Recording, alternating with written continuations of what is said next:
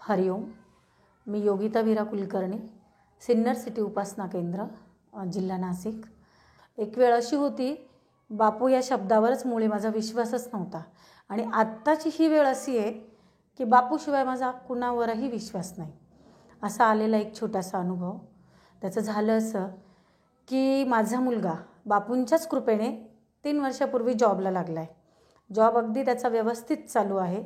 मधल्या काळात कोविड आला आणि कंपनीमध्ये रिसेशन सुरू झालं. त्याने मला सांगितलं, तो टीमवर्कमध्ये काम करतो, 6 मुलं टीममध्ये होती. अगं आई, कंपनीत रिसेशन सुरू झालं आहे आणि माझ्या टीमच्या 2 मुलांना आत बोलवलं आहे. म्हटलं मग तू घाबरला आहेस का? नाही गं म्हणे, माझा परफॉर्म चांगला आहे कंपनीमध्ये, मी घाबरलो नाही आहे, पण थोडंसं मला काळजी वाटते. ठीक आहे रे म्हटलं, नको टेन्शन घेऊ, असतात ना बापू, बघतील सगळं.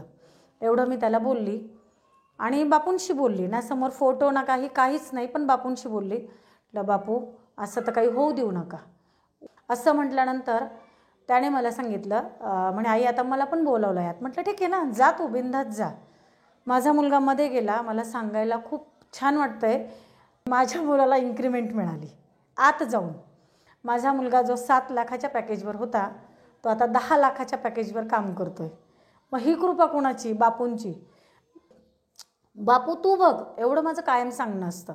आणि खरंच बापूने बघितलं. मी खूप अभिमानाने सांगेल, सगळं काही करून घेतो तो बापू. माझी मुलं रोज सकाळी उठल्यानंतर, मुलगा जॉबला जातो, मुलगी नाशिकला जाते.